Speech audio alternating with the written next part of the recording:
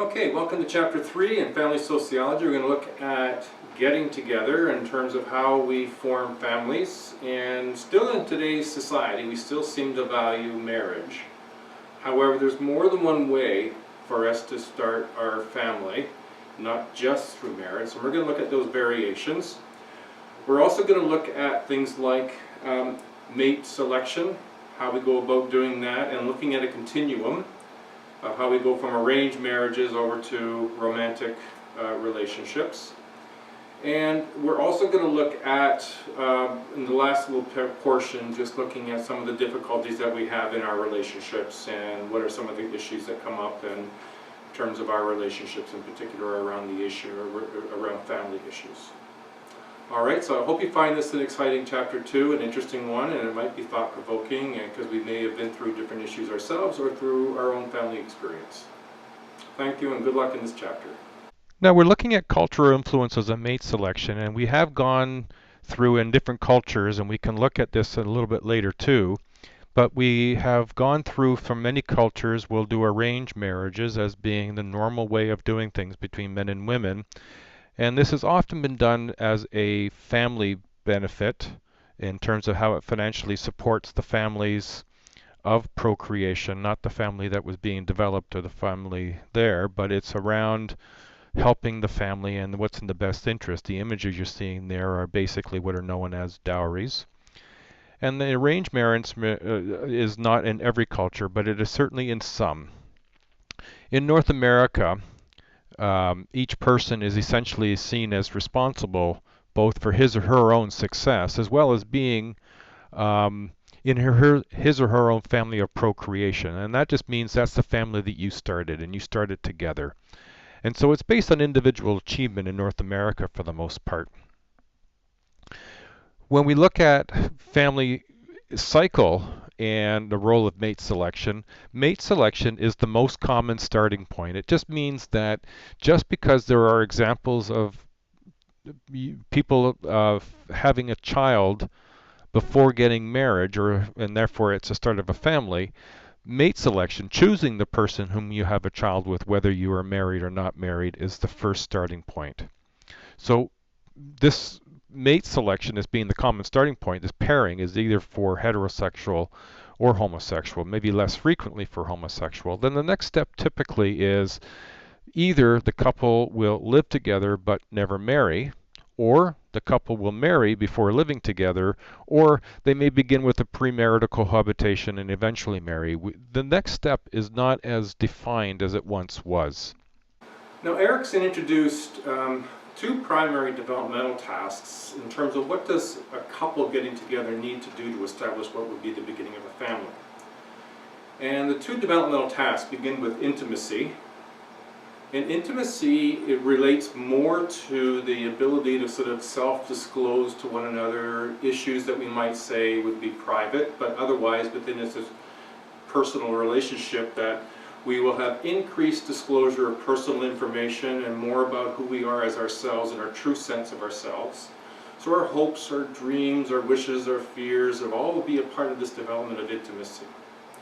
And it's a really important element because it's what separates this relationship from all the other relationships that we have in our lives. And this becomes a very special one, and that's where the self-disclosure and intimacy needs to be developed. The second developmental task is establishing this sort of relationship that separates all other relationships, and other relationships will be the foundation. This will be the foundation. So you're building a separateness but a togetherness. You're blending families, your family of origin and his or her family of origin. And so this is where your family and others sort of blend, come together, and you're developing a foundation of a new relationship. And both these developmental tasks, from Erickson's perspective, are very critical to establishing what goes on next, because how we begin our relationship is often how we will find our relationship emerges through life. You know, if we establish good communication strategies early and establish the foundation of a relationship, how we do that, you know, and the bits and the pieces and how we treat each other become pretty solidly based throughout a relationship. It doesn't mean things will go wrong, but if we establish good intimacy and trust levels, and a foundation for the relationship, then how we communicate and resolve conflicts will be the same sort of strategies we would tend to rely on later. If we don't rely on each other very well and we don't establish good communication strategies, then the chances of developing them later are smaller. So this becomes very important in developing a strong and healthy relationship. Studying the family cycle, if we look at the mate selection, it can be divided into two basic streams. Either it's decided by the couple or it's decided by the family of the couple, and those two variations are certainly significant. In South Asian families, for example, men are expected to provide the financial support for their family of procreation as well as other relatives. If the father dies, the eldest son or the brother will support the widow and the children. Because they're not regarded as wage earners, women are devalued as a financial liability. And the well-being of the family as a whole takes priority over individual happiness. Now, in most societies and historical periods, marriage has been at least partly arranged, based on family considerations rather than individual desires. Now, although these kinds of marriages have become rare, they continue to occur in parts of the world and among many immigrant groups in Western societies. There are many pressures on children of new Canadians to marry within their ethnic group. A common strategy used by parents is to restrict the social interactions of their children. Because they may not want to follow the customs they've learned in Canada instead of those of their ethnic group, second-generation immigrants indicate that conflicts with their parents in the realm of dating and marriage are pretty common. There is such a term as what's called forced marriages, a marriage in which people are coerced into marrying against their will.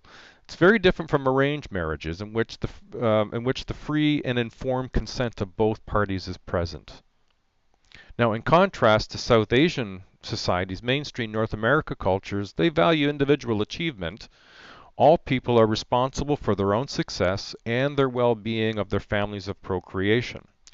Both males and females are valued as individuals, and in this system, or if this family tends to be defined more narrowly than in South Asian society. When the individual society security system fails, there's little formal expectation than extended family members to help.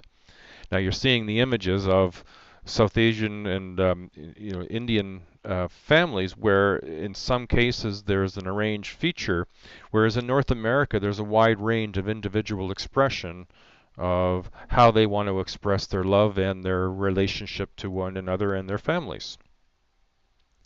Now the shift towards free choice, the origin of the term courtship, if you will, was linked to 12th century France when young knights would perform deeds to prove themselves worthy of the love of the lady of the manor.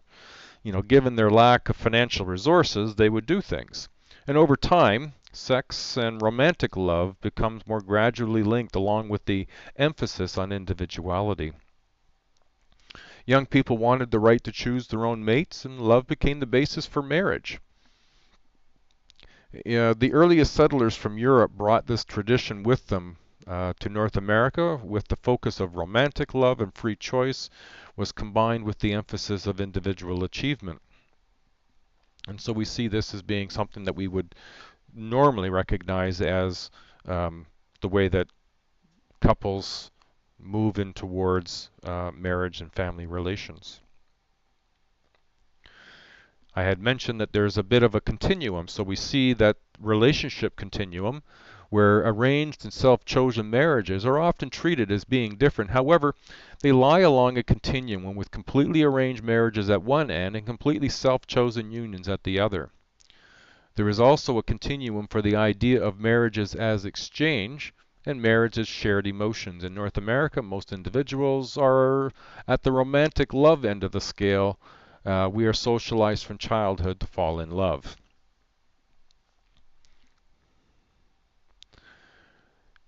On the same vein as this relationship continuum, there are theories. Couples often wait until they are financially educated, ready to marry. And so one of the theories is complementary needs hypothesis. And this is where individuals feel most attracted to potential partners who complement them, as reflected by the saying that you hear, opposites attract.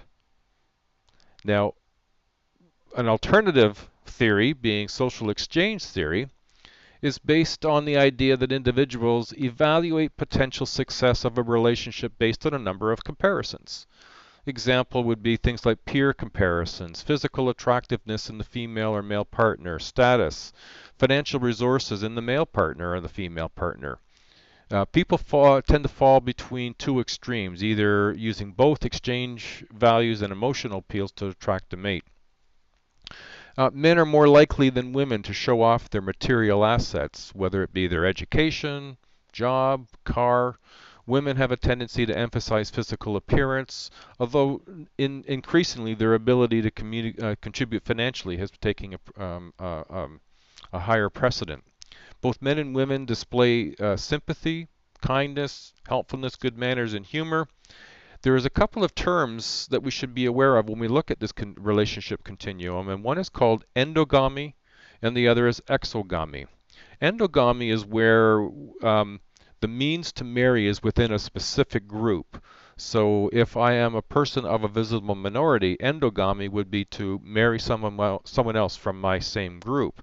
If I'm a white Anglo-Saxon Protestant Canadian, then that's who I'm supposed to marry if I'm following this tradition of endogamy. Whereas exogamy means marrying outside one's own social group. And we see in Canada more examples of exogamy.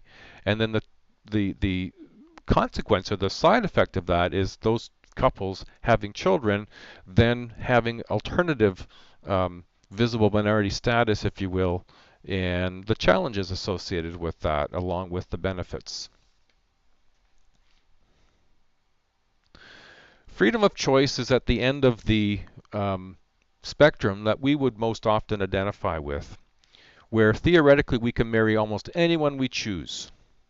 But there are limits to either socially or culturally as to what we can and cannot do. There are legal barriers to marrying certain people, or one marriage at a time, or avoiding incest taboos, and then of course including endogamy and exogamy as far as whether within our own culture there's a preference to endogamy, or whether within our culture there's an openness to exogamy. There is an element called fields of eligibility, and this is where people who are considered acceptable potential partners because of their eligibility in terms of what they bring to the table, if you will, both by the individual and by society. And you'll see examples of this in your textbook.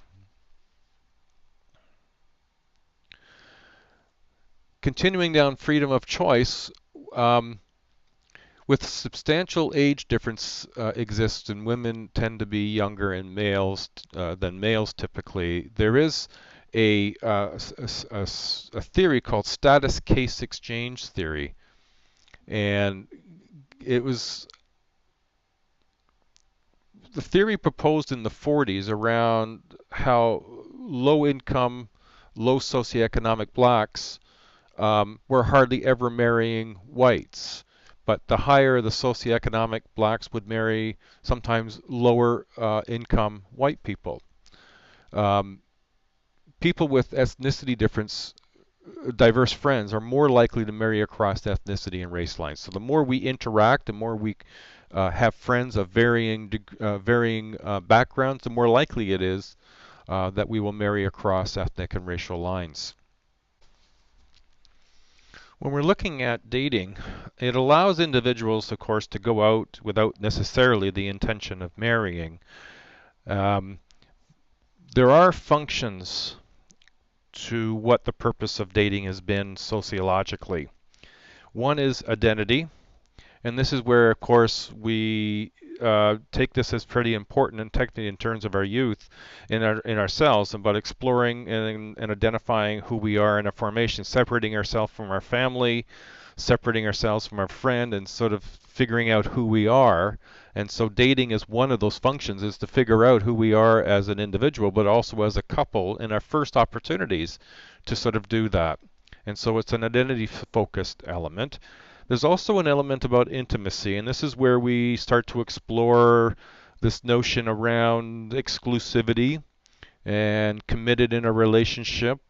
And it does have a tendency to promote more of the disclosure because of the level of intimacy we might have with one another. It brings us closer and more trusting.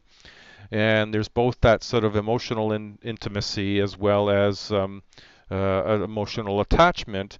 And interdependence just relates to the sort of looking to each other and the helping of one another and the needing of one another. And it's an exploration because dating isn't something we just started when we were 20. We were doing it when we were younger. And so the experience of dating has matured over time, but in it is identity and who we are in the relationship.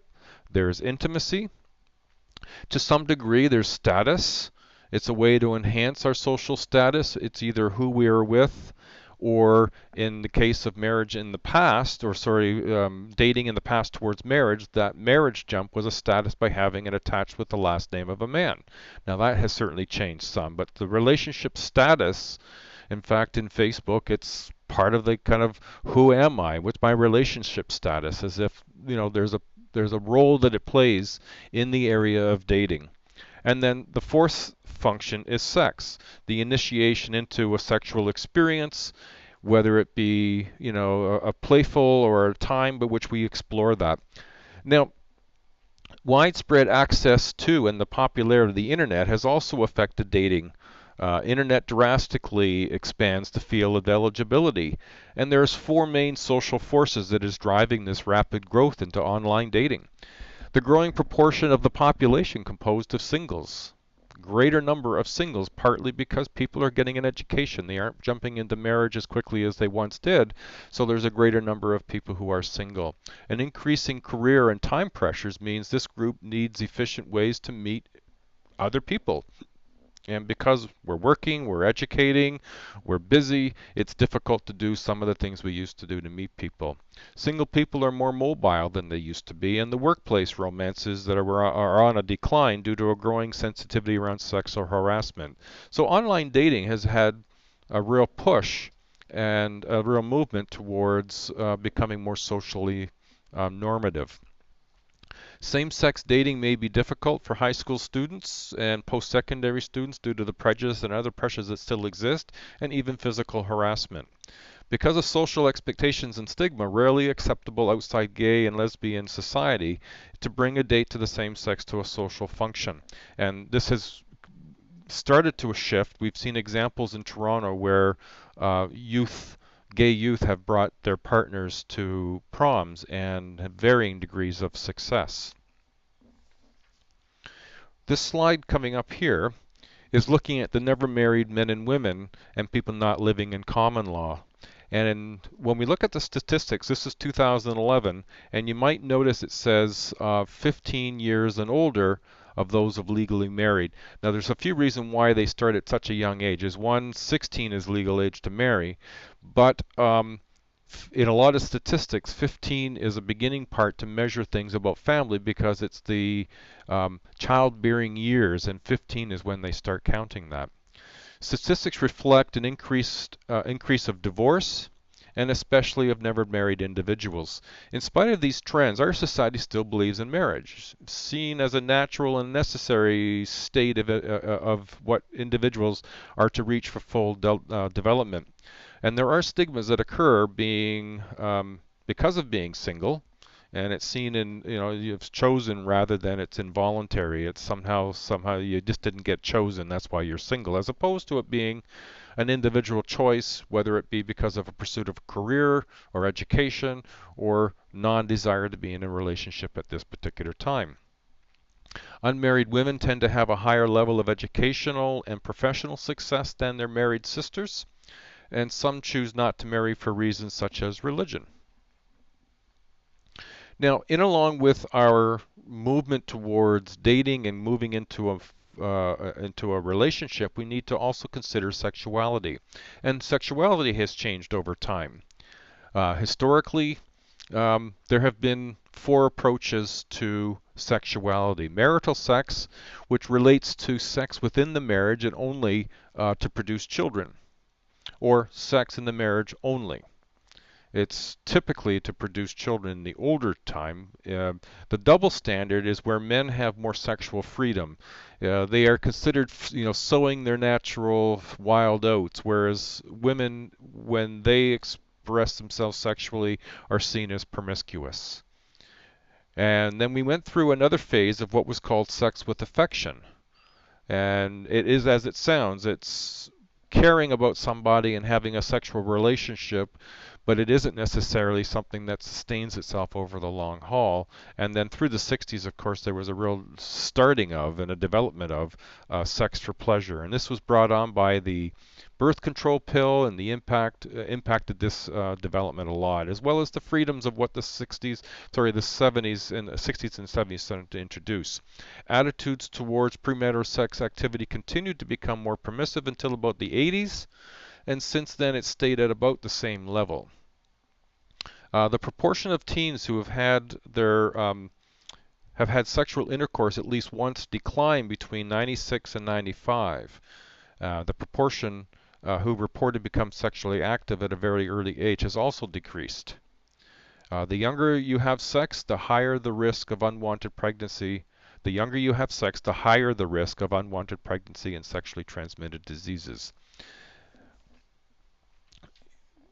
When we speak of sexually transmitted diseases, we look at numbers in 2008. 65,000 people in Canada were living with HIV, including AIDS. The number of new cases since 2005, that's been the largest total is among men having sex with men. It's still an ongoing issue. It certainly has, I think it's been around and active in Canada since 1984. Now we're going to move into obstacles in the love relationships, and there's many difficulties in intimate relationships. This is also inclusive. Same-sex couples tend to adopt a more equitable communication style in their relationships than do heterosexual couples. In both same and opposite sex couples, communication about feelings more often occurs non-verbally than verbally, and misunderstandings, therefore, are very common. And it's not surprising that men and women learn communication differently in terms of our gender role socialization. What women are taught on how to be a woman is different than what men are taught on how to be a man. And that is what is meant by gender role socialization. It's not whether or not you are male or female sexually, it's how a culture teaches you to be male or female. And men aren't taught the same as women on how to communicate effectively. Individuals come into new relationships with expectations based on the past is oftentimes a problem. Although when we tend to bring past relationship issues into present relationships, of course that's going to cause some difficulties. Women tend to use and build connections with one another to solve problems better than what men tend to do. Men have a tendency to communicate about goal setting or setting goals, establishing authority, and competing for attention and power. Much of what we do is learned through our family and through relationships with our friends and past lovers. Some expectations result in warped communication and crippled relationship. Examples would be treating others as property or making the partner fit a fantasy ideal and deliberately misrepresenting oneself. These, of course, can produce obstacles to relationships. Quality of relationships during process of mate selection are important for marriage and cohabitation, because what generally happens within a relationship through dating is what continues through marriage. Once communication patterns are established, they're very difficult to change. Couple of thorns in the relationship. One is love gone bad, and this is where unrequited passionate love or obsession with a loved person. This is when passion will fade. The passion that you experience in that first 3 to 6 months of a relationship is something that is unique. It's first time with that person in a very first time-ish kind of way, that kind of passion will fade. And it's when that fades that for some people that feels like love going bad, when in fact, really, if it's the person you want to be with, you need to work on how you maintain that relationship. Unfortunately, this is what sometimes people believe. They've fallen out of love rather than they've entered into a new relationship dimension. Learning how to carry on a relationship when that initial passion wears thin. The other form is sex gone bad. And this is where the sexual dissatisfaction may result from poor communication or sexual desire. Dating violence takes on the same form as violence in a marriage. Date rape reported more often than marital rape, and perhaps because sexual access is regarded as the right of the spouse. Sexual aggressiveness is often more common among single men than single women. Violence also occurs in lesbian and gay relationships, and a similar frequency and type that is between heterosexual partners. When we look at these sorts of issues, a lot of it has to do with what would be an overall understanding of why relationships go bad, and that is the quality of the communication and the level at which partners choose to engage in self-disclosure, rapport building, and building up the relationship of exclusivity and trust is something that takes time and is something that is repetitive, that when it is, it works very effectively. Now, there are alternatives to marriage. In Canada, the majority of couples will marry. They will also, however, that number of choosing alternative arrangements is starting to grow, and cohabitation is one of those alternatives. A relationship in which the partners live together but are not married. It's becoming increasingly common throughout different age groups, not just the older, but also younger. Living together may be a trial run for marriage, and for some couples, they see children as having a place in the relationship even if they're not formally married. Predictions see that the likelihood of cohabitation is probably to increase over time, not necessarily decrease. Another alternative was what's called living apart together. And this is where you're in a relationship with a partner, but you don't live in the same house, and you may not even live in the same city. The relationship in which partners don't live together represents about 8% of Canadian families, and most are under 30, but 45% are older than that. Partners regard themselves as a couple, but have other pressures and commitments when they live apart. They usually work in different cities, and it's often convenient to live apart but together. They have other commitments, but they still form and have a relationship that is exclusive. Now, communication I've already emphasized, but I would repeat that communication and sexual problems, they go hand in foot. The quality of the relationship, the developmental task, intimacy, and the foundation of the relationship, the two tasks, are critical to an effective, long-term, successful relationship. It's during the process of mate selection and the communication on which it is based that are important for marriage that follows. And you talk about sex as being a physical activity, and yet largely it has to do with the level of communication, trust, sharing of information that is both verbal and nonverbal, and about feelings that make the sexual activity and the sexual issues related in a partnership or in a marriage more exciting and more sustainable than whether or not somebody is sexually satisfying or not. All right, I hope you found this topic interesting. We'll be moving on to marriage or not. Thank you very much. Bye now.